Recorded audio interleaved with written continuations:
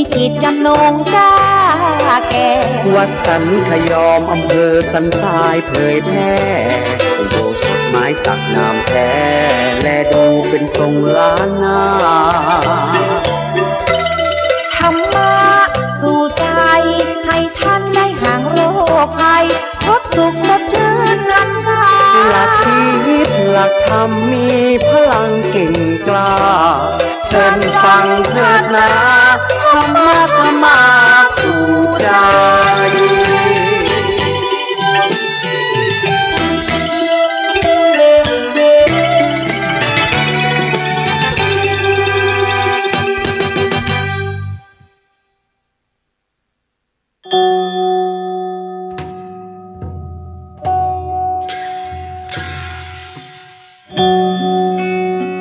ขอนอบน้อมแด่พระรัตนตรัยแล้วน้อมใจสู่ปวงชนเสียงธรรมอันเลิศล้นสาธุชนจงสาธุการธรรมเทศนาชาดกตำนานเรื่องเล่าขานสา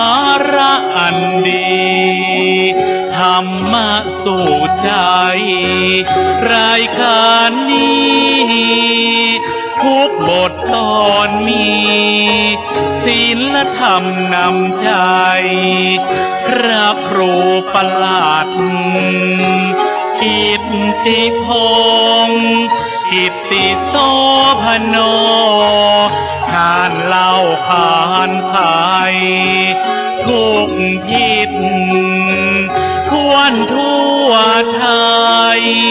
ได้ยินไปให้ยินดีเจริญธรรมทั่วธรณีเจริญดีทั่วถึงกันพระพุทธศาสตร์และวัฒนธรรมอันวิเศษสันนิรันดรเถิดสาธุสาธุ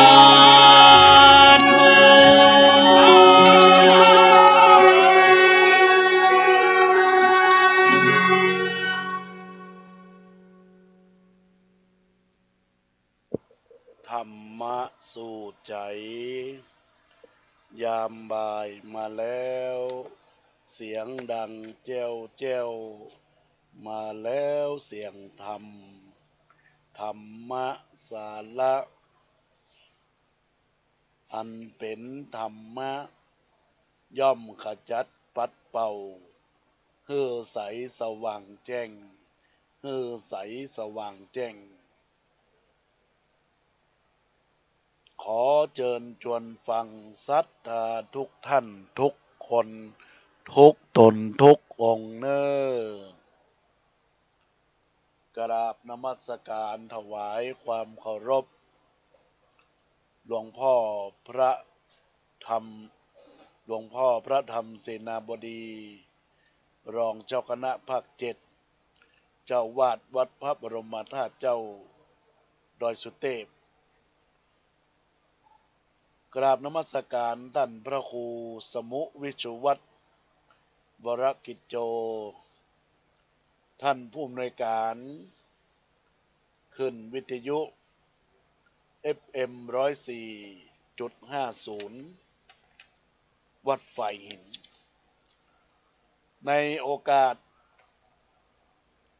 บัดนี้ก็ถวายความเคารพพระสงฆ์พระเถรานุเถระครูบาอาจารย์ผู้ได้สดับตับฟังรายการธรรมะในโอกาสบัดนี้ซึ่งก็เป็นเรื่องราวที่จะแนะนำสู่ศรัทธาญาติโยมด้วยการที่เป็นการธรรมะสวัสดี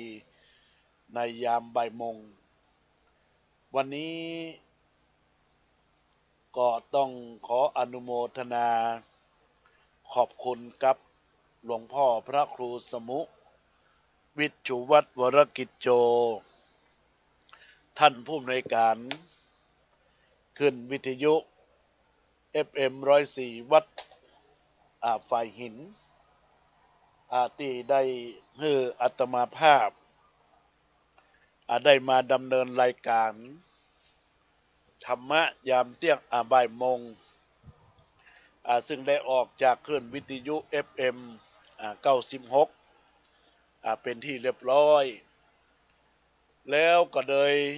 ได้มีโอกาสเวลา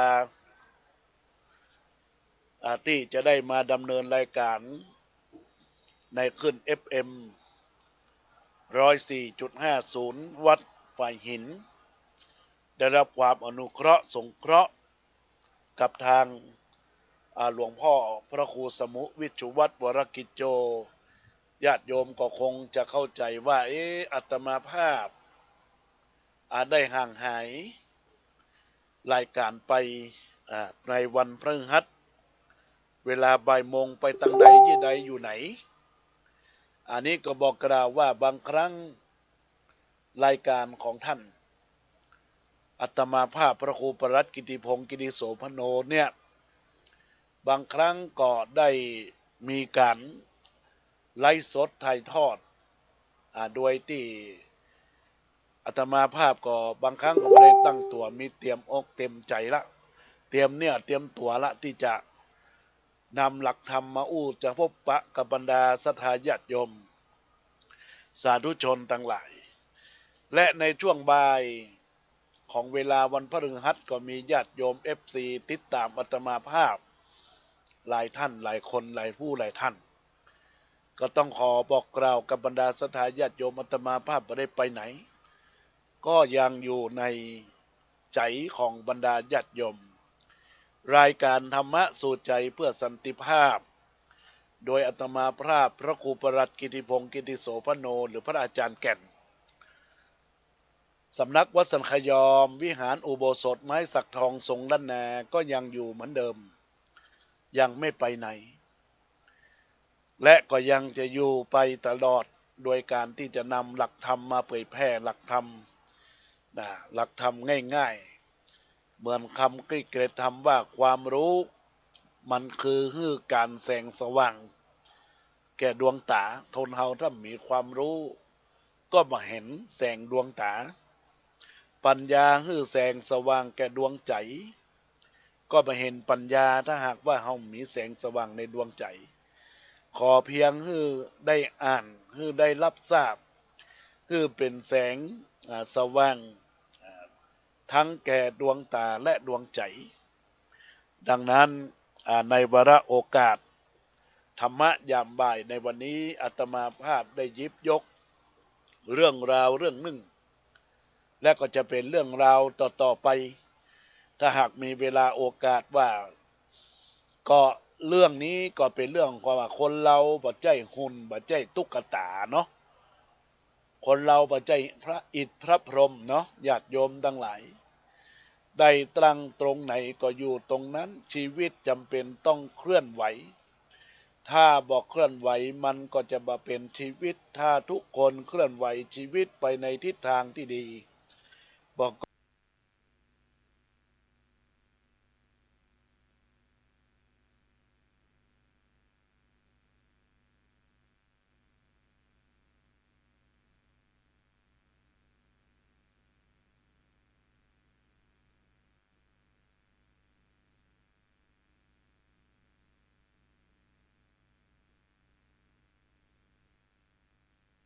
ก็ความมนุษย์แต่ละคนบอกค่อยจะควบคุมพฤติกรรมบอกค่อยควบคุมอารมณ์การเคลื่อนไหวของตัวเพื่อเป็นไปตามกฎเกณฑ์ถูกต้องตามกติกาของสังคมปกติคนเราจะอยู่กันด้วยความหวาดระแวงซึ่งนับว่าเป็นภัยร้ายของสังคมคนระแวงคนด้วยกันระแวงว่าอีกฝ่ายจะเข้ามาเบียดเบียนตน ระแวงว่าเพื่อนจะลุกล้ำเข้ามาในแดนชีวิตของตนและจุดสำคัญคือคนที่กลัวถูกเบียดเบียนมีอยู่3 จุดด้วยกันก็คือ1ชีวิต2 3คู่ครองทั้ง3 จุดนั้นทุกคนต่างรักต่างห่วงแหนบ่ต้องกันคือใครมาย่ำยีข่มเหงละเมิดสิทธิส่วนตัวเราลองถามตัวเองดูเถอะว่าที่เป็นอยู่ทุกวันนี้เฮารักใครมากที่สุดทนุถนอมใครมากที่สุดก็จะพบเรารักตัวถนอมตัวเรานั่นเองมากที่สุดที่คิดว่ารักแฟนรักโลกรักชาติรักศาสนามันยังน้อยกว่ารักตนที่เข้าไปฮักสิ่งต่างๆนั้นก็ด้วยรักตนนี้แหละเป็นสำคัญเพราะเห็นว่าชาติก็ดีศาสนาก็ดีโลกก็ดีแฟนก็ดีจะช่วยให้เฮาเป็นอยู่ในได้และเป็นสุขที่กล่าวอ้างอย่างนี้บ่ใจเป็นการทำลายศรัทธาของคนที่มีต่อชาติศาสนาแต่มันเป็นความจริงที่สุดพระพุทธองค์ทรงตรัสยืนยันไว้ว่าความรักเสมอด้วยตนไม่มีความรักเสมอตนด้วยไม่มีนั้นหมายถึงว่าความรักตัวตนนะทุกคนมักจะฮักตัวตนมากกว่านะมากกว่าตัวคนอื่นถ้าจะมองว่าความรักกับตัวตนนะญาติโยมทั้งหลายมันก็คือความรักอยากได้อยากมีอยากเป็นก็เพราะว่ารักตัวตนรักไปฮักมาเป็นความเห็นแก่ตัวบ่ได้ฮักตัวละมันเป็นความฮักเห็นแก่ตัวมากกว่าดังนั้นความฮักตนนี่แหละจึงจะต้องปรารถนาให้ตนมีความสุขคนอื่นสัตว์อื่นหรือว่านึกก็นึกปรารถนาอย่างเราเช่นเดียวกันเรื่องความรักตัวเองปรารถนาดีต่อตนเองนี้บอกว่าสัตว์ระดับไหนจะเป็นคนหรือสัตว์เดรัจฉานมันเป็นอยู่เหมือนกันคิดได้อย่างนี้นี่แหละจะช่วยให้เฮานึกถึงอกเขาอกเราหากจะนึกกันให้เกิดผลดีก็ต้องนึกเลยไปถึงว่าเราปรารถนาจะให้คนอื่นสัตว์อื่นกระทำตัวเราเช่นเดียวเช่นใดเราก็จะพบคำตอบว่าปรารถนาให้คนอื่นสัตว์อื่นไม่เบียดเบียนข่มเหงรังแกฆ่าฟันบั่นทอนทำลายชีวิตเฮาและอยากจะให้คนอื่นสัตว์อื่นฮักเฮาเมตตาเฮาหรือให้เฮาเป็นที่ฮักของคนอื่นตรงกันข้ามสัตว์ทั้งหลายก็ปรารถนาอยากได้จากผู้อื่นหากนึกได้และปฏิบัติได้ดังนี้การเบียดเบียนชีวิตกันและกันก็จะบ่มีแน่นอนทั้งอกเขาอกเราก็เท่านั้นไม่ต่างกันดอกหนาอย่าว่าอย่าว่าเขาเอาใจเขามาใส่ในใจเราจงแบ่งเบาพักผ่อนด้วยฉันทาเขาผิดบ้างพลั้งบ้างต้องยั้งคิดเราก็ผิดพลาดพลั้งระวังหนาเอาแต่ใจไม่คิดอนิจจาจงตรวจตราชั่วร้ายในใจตนญาติโยมคำว่าอกเขาอกเรานั้นเป็นสิ่งที่เราจะต้องมุ่งมั่นด้วยปัญญานะญาติโยม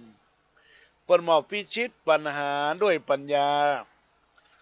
มโหสถเป็นบทของเศรษฐีชื่อนี้แปลว่ายาขนาดใหญ่หรือยาที่มีคุณอันมากมีประโยชน์มากเด็กชายมโหสถพออายุได้7 ขวบเขามีเปื้อนเล่นมากมายมีความสามารถและมีสติปัญญาสูงส่งด้วยเหตุที่เป็นเด็กมีปัญญามากมีคนเชื่อมากมีเรื่องอันยังก็มาปรึกษา เด็กชายมโหสถจึงกลายเป็นผู้วินิจฉัยเรื่องราวต่างๆของชุมชนการดำรงชีวิตด้วยสติปัญญาเด็กชายมโหสถเป็นต้นแบบมาตั้งแต่ก่อนพุทธกาลมีเรื่องเล่าขานไว้ในพระเจ้าสิบทาสถึงภูมิปัญญาของเด็กชายมโหสถในแง่มุมต่างๆดังนี้วันหนึ่งเหยี่ยวตัวหนึ่งบินลงไปเฉี่ยวเอาชิ้นเนื้อที่คนขายเนื้อเนื้อที่เคียงของคนขายเนื้อแล้วก็บินไปในอากาศพวกละอ่อนตั้งหลายในหมู่บ้านก็จึงพากันวิ่งไล่เหยี่ยวคณะที่วิ่งไปตาก็มองดูเหยี่ยวบนอากาศก็วิ่งไปพอสะดุดต่อไม้ตกหลุมหกล้มเจ็บซ้ำไปตามๆกันส่วนเด็กชายมโหสถบ่ทำอย่างนั้นเขาวิ่งตามเหยี่ยวก็จริงแต่บ่แงนหน้าวิ่งเขาจึงไปตาก็มองที่แผ่นดินไปคือมองดูเงาเหยี่ยวบ่ต้องดูฟ้าเลยวิ่งตามเงาเหยี่ยวไปเรื่อยๆพอทันเงาเขาเอามามือปรบเสียงดังพร้อมกันกับตะโกนพอเหยี่ยวได้ยินเสียงดังก็ตกใจเลยปล่อยชิ้นเนื้อลงมาเด็กชายมโหสถก็เอามือรับไว้หือตันประชาชนที่เป็นเหตุการณ์ต่างๆหาการโห่ร้องตบมือแสดงความจมชื่นยินดีกันยกใหญ่ถึงความเฉลียวของเขาอีกตัวอย่างหนึ่งเรื่องแย่งลูกกันแม่คนหนึ่งปานลูกไปที่สระน้ำเมื่อไปถึงก็นำลูกลงอาบน้ำเสร็จแล้วก็เอาผ้าปูให้ลูกนอนส่วนตัวเองก็ลงไปล้างหน้าห้องขณะนั้นมีนางยักษ์ตัวหนึ่งอยากจะกินเด็กก็แปลงกายเป็นผู้หญิงหรือว่าเป็นแม่หญิงเข้ามาใกล้ๆทำทีถ้าว่าเป็นคนฮักละอ่อนเข้ามาถามแม่เด็กว่านี่ลูกคนใจก่อแม่ละอ่อนก็บอกว่าใจนางยักษินีก็ปล่อยว่าน่ารักจังน่าลูกคนนี้ขออุ้มหน่อยนะแม่ละอ่อนก็จึงให้อุ้มพอนางยักษินีอุ้มละอ่อนได้สักครู่ก็พาละอ่อนหนี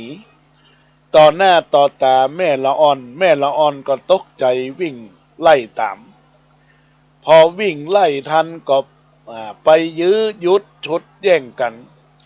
ต่างฝ่ายต่างก็ตะโกนว่านี่ลูกของฉันเจ้าบ้านก็สับสนบ่รู้ว่าลูกไขกันแน่เรื่องก็ไปถึงเด็กชายมโหสถอีกเช่นกันมโหสถตกลงกติกากับทั้งคู่แล้วก็ขีดเส้นลงพื้นดินแล้วก็นำเด็กวางลงที่กลางเส้นนั้นบอกว่าท่านทั้งสองดึงกันใครดึงชนะคนนั้นก็เป็นแม่แล้วแม่จับทางเท้าฝ่ายยักษินีแปลงกายจับทางศีรษะสองฝ่ายก็ชุดกันนางยักษินีนั้นไปคิดถึงอันอย่างทั้งสิ้น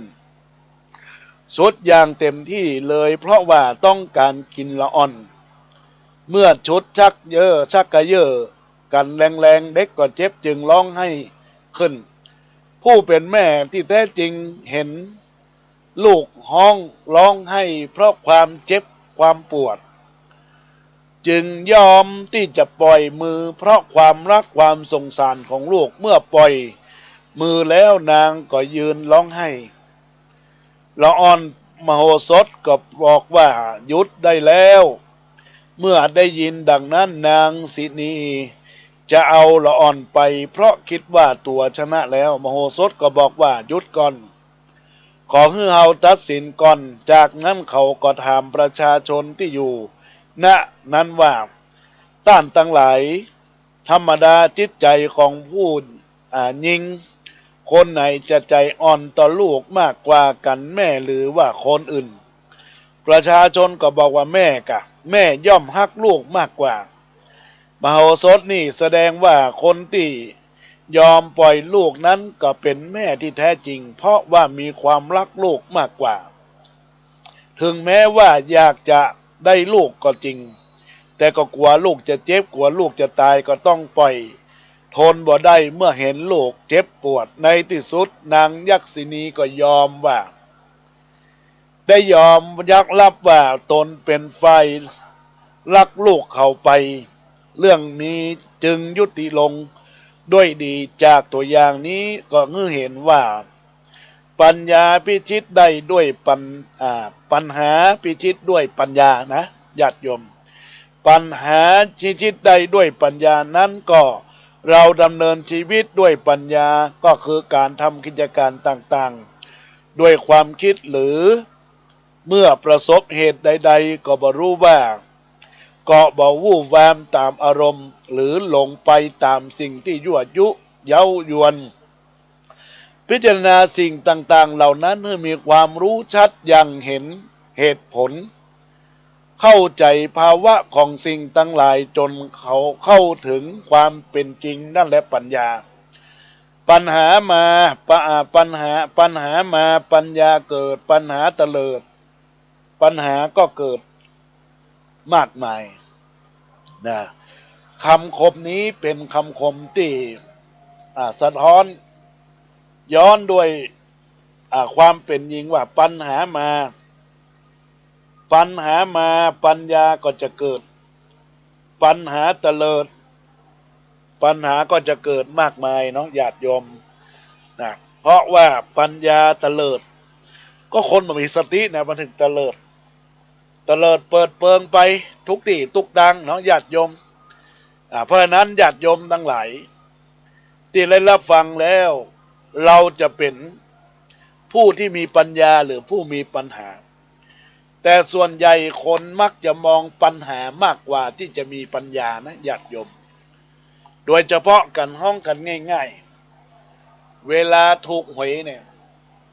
เวลาจะซื้อหวยเลขมันยังก็เอาหมดเลขที่นั่นที่นี่ก็ว่าเลขถูกพอดีหวยออกเลขที่ซื้อบัตรถูกปรากฏว่าไปกึดเลขที่ว่าอันนี้มันน่าจะเป็นเลขที่มันจะถูกนะมันออก26นี่เนาะบางครั้งเจออันอย่างที่เป็นเลข2อันอย่างที่มันเป็น6ก็จะตายที่หลังว่าหวยออกแล้วแต่ปัญหาวันนานปัญญามันเกิดนานปัญญามันเกิดแต่ปัญหาที่มันเกิดก็เพราะว่าไม่ถูกหวยนี่คือปัญหาคือการไม่ถูกหวยคนมันก็ผิดพลาดไปดังนั้นก็เพราะฉะนั้นบรรดาญาติโยมอุบาสกอุบาสิกาทุกคนทุกท่านที่ได้มีความตั้งใจรับฟังรายการธรรมะยามบ่ายโมงของขึ้นวิทยุ FM 104.50 ก็จง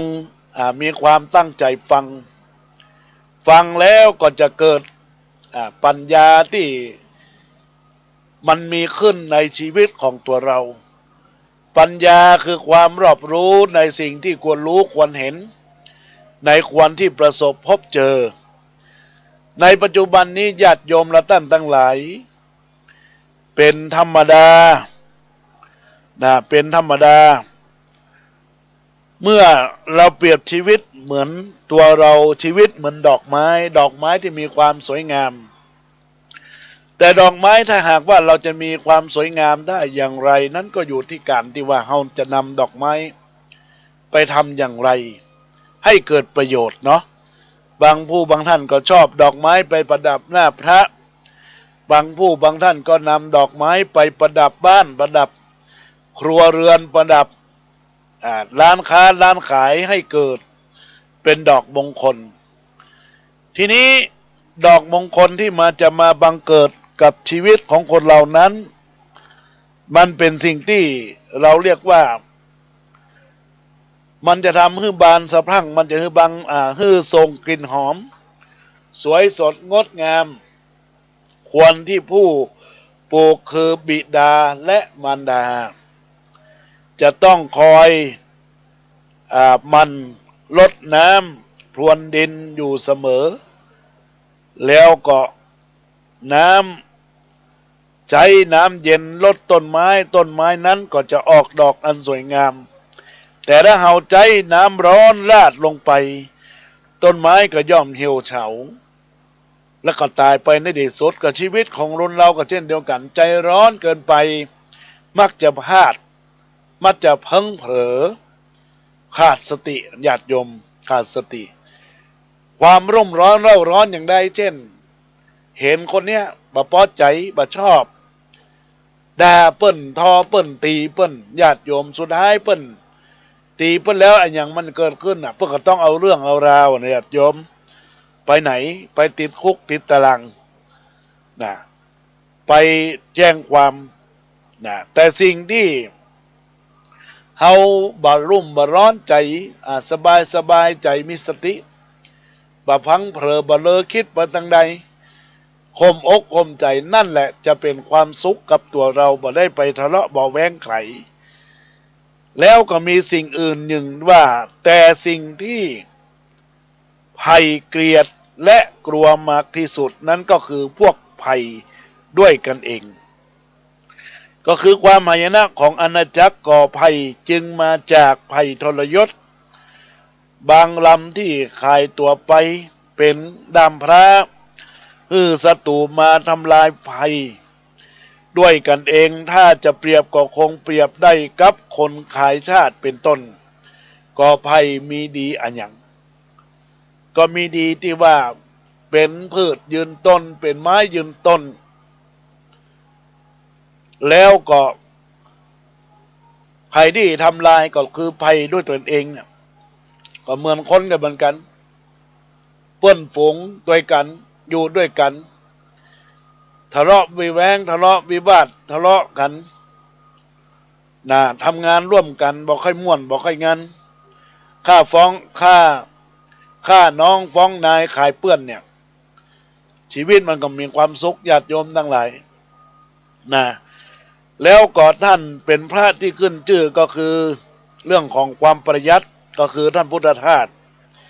และใจสิ่งของต่างๆอย่างมัดระวังท่านเคยเล่าหากบ่ประหยัดส่วนโมกคงจะพินาศไปนานแล้วเนื่องจาก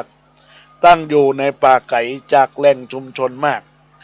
สิ่งของเครื่องใจต่างๆจึงหาได้ยากแม้กระทั่งกระดาษชำระก็เป็นของมีค่าสำหรับส่วนโมกมีการประหยัดให้มากที่สุดนี่ก็เป็นสิ่งเราตั้งทั้งหลายที่ระลึกกึศถึงคุณงามความดีของชีวิตประสิทธิพรดังนั้นแล้วก็เจริญพรญาติโยมเนอทุกคนทุกท่านที่ได้มีความตั้งใจรับฟัง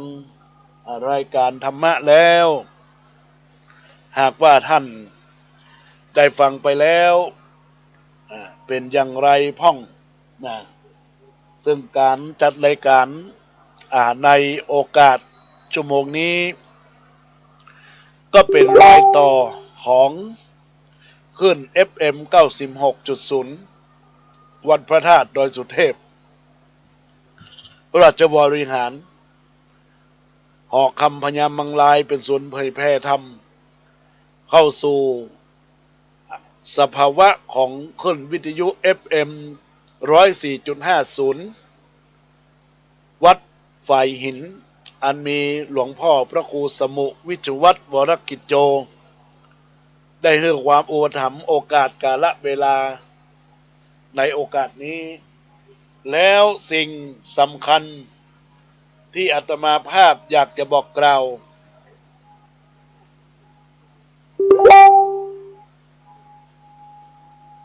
บอกผลบุญบอกผลกุศลในโอกาสนี้ก็ขอคือญาติโยมสาธุชนพุทธบริษัททั้งหลายทุกท่านทุกคนที่ได้มีความตั้งใจรับฟังรายการแล้วก็ขอให้ญาติโยมจง ตั้งใจรับฟังสิ่งดีๆแล้วก็นำไปใช้นำไปพิจารณาถึงความแท้ความจริงของทุกๆคนที่จะมาบังเกิดกับชีวิตประสิทธิพรยังความดีของเราท่านทั้งหลายก็ขอเจริญพรญาติโยมทุกท่านทุกคนที่ได้รับฟังรายการธรรมะสู่ใจยามบ่ายกับอัตมาภาพพระครูประหลัดกิติพงศ์กิติโสพโนหรือพระอาจารย์แก่นสำนักวัดสันขยอมตำบลสันทรายน้อยอำเภอสันทรายจังหวัดเชียงใหม่เบอร์โทรศัพท์0962629694 0962629694ญาติโยมท่านใดอยากจะร่วมในการสร้างกุศลผลความดีอยากจะร่วมเป็นเจ้าภาพยังผ้ากฐินสามัคคีเจริญพรญาติโยมได้ร่วมบุญได้เน้อในโอกาสกาลบัดนี้ญาติโยมแล้วแต่เจตนาอาตมาภาพได้ตั้งต้นไว้ต้นละ300 บาทก็มีผู้มีความประสงค์จำนงหมายแจ้งมาได้ประกาศในขึ้นวิทยุ FM 96ไปแล้วก็จะไม่ได้ประกาศซ้ำแต่หากว่าญาติโยมได้ฟังในคืนนี้อยู่ตังใดอยากจะร่วมสร้างกุศลสร้างความดีทำความดีประสิทธิพรมงคลก็ขอให้บรรดาญาติโยมได้ตักได้ตายเข้ามาได้เนื้อญาติโยมที่เบอร์โทรศัพท์เนี่ย0962629694อัตมาภาพก็จะได้ทำการประกาศอนุโมทนาบุญจดเอารายหมายเอาชื่อได้สร้างกุศลความดีกันได้ความดีก็มาหายไปไหนก็จะมาบังเกิดในชีวิตของเราคือมีความสุขความเจริญก้าวหน้ารุ่งเรืองแห่งชีวิตสร้างสมซึ่งบุญก็จะนำความสุขมาให้ตัวเฮาสร้างสมซึ่งบุญนำความสุขมาให้ตัวเฮาสุขใดในเล่าที่เขาเกิดจากการสร้างแล้วสุขนั้นก็จะเป็นความสุขไปยิ่งขึ้นไปอันนี้ก็ฝากกับบรรดาศรัทธาญาติโยมอุบาสกอุบาสิกาทุกคนทุกท่านที่ได้มีความตั้งใจรับฟังรายการแล้วหากว่าอยากจะร่วมเป็นเจ้าภาพปัจจัยถวายผ้ากฐินเพิ่มเติมเสริมเติมเพิ่มบุญเสริมบุญก็เจริญพรได้ต้นละ300 บาทตามวรรคมหาไดของคณะสัตยาญาติโยมทำบุญแบบออนไลน์เนอะ0962629694ทักทายเข้ามาเอื้อนเอ่ยในรายการได้ตอนนี้ก็จะทักทายไปยังบรรดาคณะสัตยาญาติโยมทุกคนทุกท่านได้ผ่านการFacebook ไลฟ์จาก FM 96ก็มีบรรดาญาติโยมได้มาเพิ่มเติมในการได้ข้อความหมายมีคุณโยมพิมพ์ทองไข่โตะคุณโยมยายนิ้วเตชะกุลพงคุณโยมยายนิ้วยายนาโนคุณโยมเล็กมินแล้วก็หมายมีแม่ยายนวลเตชะกุลพงกรเนาะได้ทักเข้ามาในกล่องข้อความในช่วงห่วงรายการในโอกาสนี้ก็ศรัทธาญาติโยมได้กระทำบำเพ็ญเป็นกุศลผลคุณงามความดีก็ขอให้ทุกคนทุกท่านได้มีความสุข มีความเจริญก้าวหน้ารุ่งเรืองประสิทธิพรความดีก็ขอให้เราท่านทั้งหลายจงมีความตั้งใจอันเป็น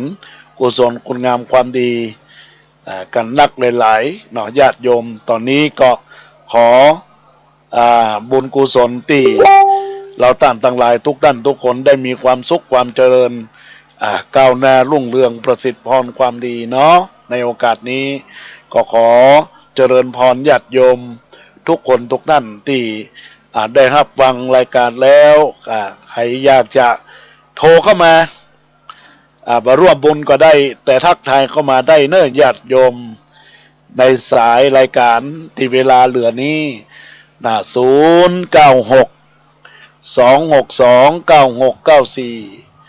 ได้ทักทายเข้ามาได้เน้อญาติโยมตอนนี้อาตมาภาพกำลังไลฟ์สดออนแอร์อยู่ในขณะนี้ท่านใดอยากจะมีความประสงค์อยากทักมามาทักมาก็ขอให้บรรดาญาติโยมสาธุชนพุทธบริษัทต่างหลายได้โทรศัพท์เข้ามาในโอกาสบัดนี้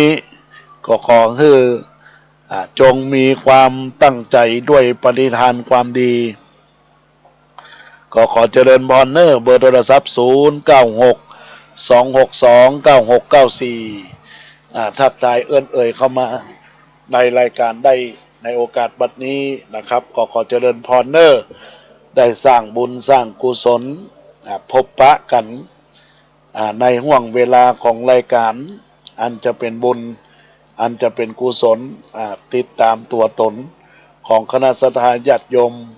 สาธุชนพุทธบริษัททั้งหลายทุกท่านทุกคนเนอในโอกาสนี้จะมีท่านใดที่จะเข้ามาทักทายเอิ้นเข้ามายื่นกำลังอกยกกำลังใจในโอกาสนี้ก็เจริญพรญาติโยมเจริญพรแม่แสงล่า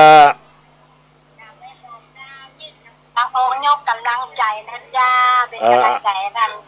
อนุโมทนาขอบคุณเนอรับฟังเนาะ2 ชั่วโมงเต็มแล้วเนาะ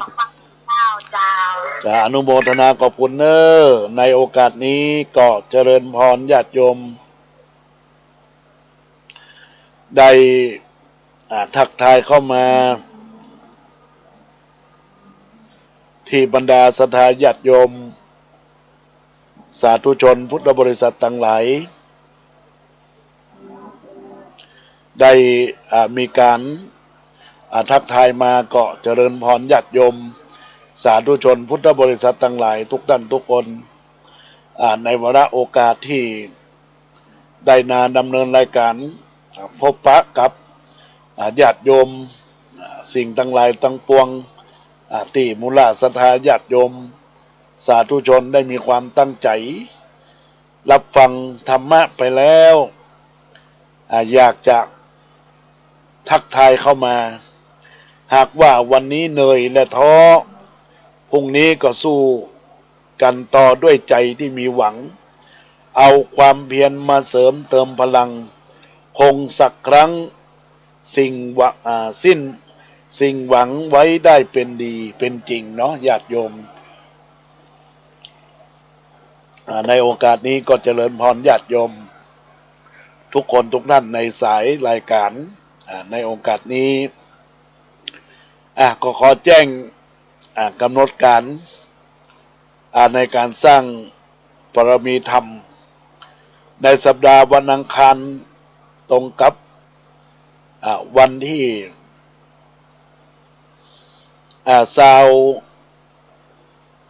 29เนาะญาติโยมอาตมาภาพก็ไม่ได้จัดรายการสักกรรมก็ได้เปิดคลื่นวิทยุในวาระโอกาสขึ้นวิทยุที่ได้เปิดบันทึกเสียงบางผู้บางท่านก็เห็นการไล่สดอาตมาภาพมีหลายช่องทาง Facebook ในไลน์ใน YouTube ก็บอกกล่าวให้กับบรรดาญาติโยมว่าวันจันทร์นี้ได้รับแจ้ง และเมตตาเวลา1 ชั่วโมงในการไล่สดทอล์กโชว์ทอล์กพูดนี่นะทอล์กธรรมน้องญาติโยมทั้งหลายทอล์กธรรมก็สับเปลี่ยนหมุนเวียนแต่สัปดาห์ที่ผ่านมาอาตมาภาพได้เจริญพรนมัสการพระคุณเจ้าปนติดภาระศาสนกิจก็เลยนำเรื่องราวเกี่ยวข้องกับกฐินอู้ฮือศรัทธาญาติโยมได้ฟังเมื่ออู้ฮือศรัทธาญาติโยมในเรื่องกฐินแล้วนะก็คงจะเข้าใจกฐินนั้นเป็นกฐินคือผ้านะญาติโยมผ้าสะดึงนะผ้าสะดึงหรือผ้าที่จะเปลี่ยนจากความเป็นผ้าเก่าไปเป็นผ้าใหม่ผ้าเก่าเป็นผ้าใหม่ที่มีเก่าค่ำคร่าใช้ไม่ได้ก็เปลี่ยนจากผ้าเก่าขึ้นมาเป็นผ้าใหม่ที่มีพระสงฆ์อุปโรอัปโรยัตตุติยกรรมตุติยจตุถกรรมนะญาติโยมอันนี้ก็ขอฝากกับบรรดาญาติโยมสาธุชนเราตั้งทั้งหลายย่อมเป็นอานิสงส์ที่พระสงฆ์ได้จำพรรษาครบถ้วนไตรมาส3 เดือน3 เดือนที่มันเกิดขึ้นก็คือการประพฤติปฏิบัติตามหลักธรรมวินัยได้มีการประพฤติตามหลักธรรมวินัยแล้วก็ได้มีการอุปโลกกฐินขึ้นมาพระสงฆ์ภายในวัดครบถ้วน5 พรรษาแต่พระสงฆ์บางวัดบ่ครบก็จะใจพระสงฆ์ที่เข้าโบสถ์ด้วยกันมาอุปโลกทุติยจตุถกรรมนะดังนั้นแล้วก็ขอให้บรรดาญาติโยมได้มีความเข้าใจว่าสิ่งทั้งหลายที่ได้มาบังเกิดขึ้นกับในชีวิตแล้วเนี่ยเราจะต้องสร้างสมบุญจะได้นำความสุขมาให้ตัวเฮาจำศีลกินทานทำบุญหลวงหลายจักได้สบายเกิดสุขไปหน้าเกิดสุขไปหน้าหากว่าเราท่านทั้งหลายได้มีความมุ่งมั่นมีความตั้งใจแล้วเราก็จะต้องทำให้ดีงามอย่างอาตมาภาพบอกตรงๆถ้ามีกิจการงานเนี่ยมีความตั้งใจเป็นหนึ่งละเมื่อเรามีความตั้งใจเป็นหนึ่งเราจะต้องทำให้มันเกิดผลสำเร็จในขณะที่เรากำลังทำตั้งใจทำอยู่แล้วถึงในกาลที่ผลสำเร็จมันเกิดขึ้นนั่นแหละคือปัญญาของเราก็จะต้องเปรียบไปด้วยปัญญาความรอบรู้ในสิ่งที่ควรรู้ควรปฏิบัตินี่ก็ถือว่าเราท่านทั้งหลายยกตัวอย่างให้คณะศรัทธาสาธุชนที่จะเกี่ยวเนื่องในหลักของการปฏิบัติบูชาในการปฏิบัติเพื่อให้มาบังเกิดในชีวิตประสิทธิ์พรความดีในหลักของการสร้างสมซึ่งบุญก็นำความสุขมาให้ตัวเฮาบุญนั้นใครบ่ทำใครก็มาได้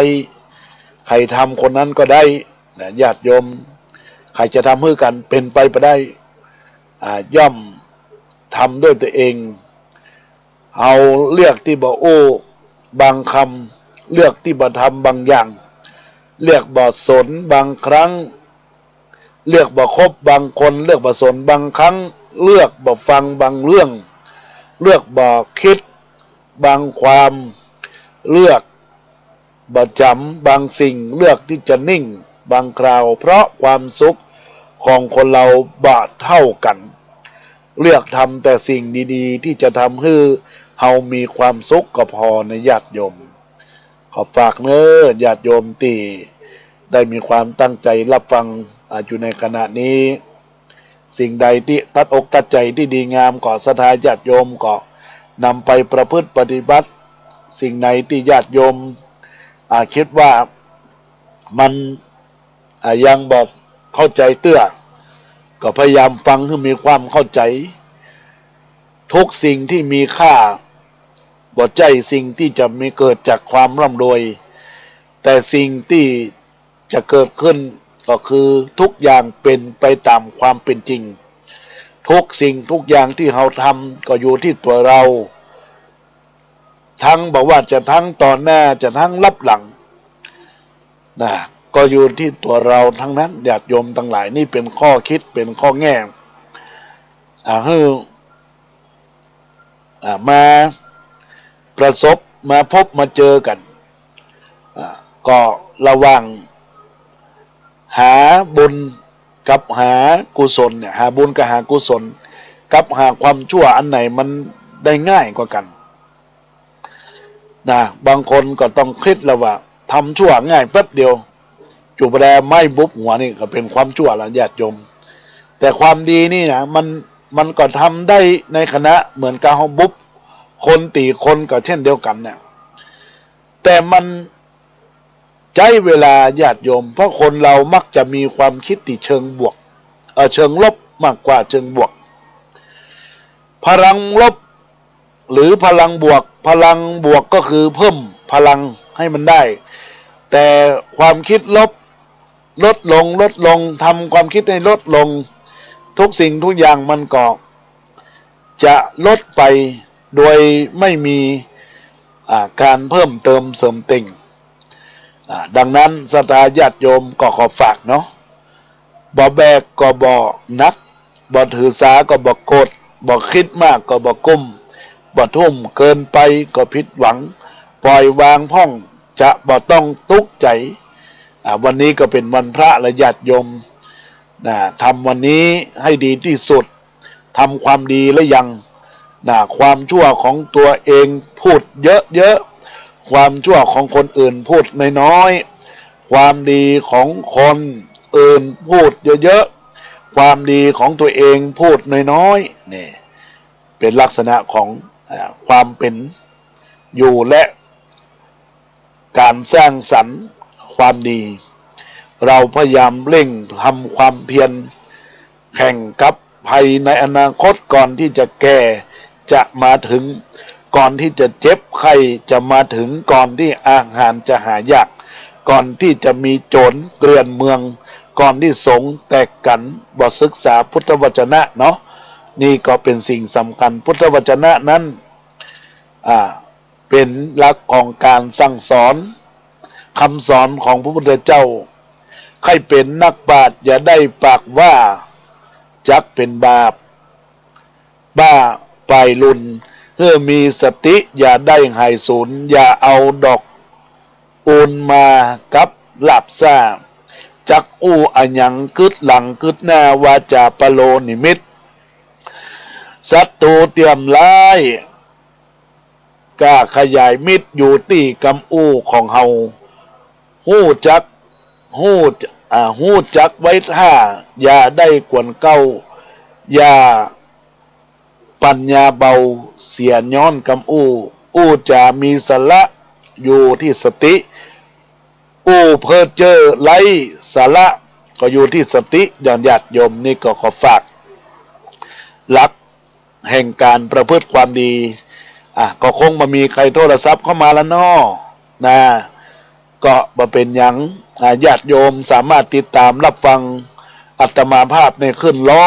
104.50ประจำวันอาทิตย์ประจำวันอังคารประจำวันอังคารเวลา 9 โมงถึง 10 โมงประจำเวลาบ่ายโมงถึงบ่าย 2 โมง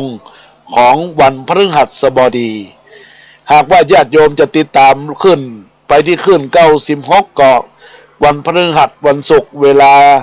เที่ยงวันถึงบ่ายโมงบ่าย3ถึง4โมงเวลาเดียวกันนี้ทั้ง2วันเพราะฉะนั้นก็ขอเจริญพรญาติโยมและติดตามรับฟังอาตมาภาพจากขึ้นจากธรรมะเป็นทีมในวันจันทร์อาจจะขึ้นโทรวิทยุเจริญพรแม่ทาบ้านแม่ย้อยเจ้ารับฟังเนาะว่าจะได้รายการกันวันนี้จัดการวันนี้ประคุณเดียวฟังละที่ไหนคุณเดียวฟังที่ไหน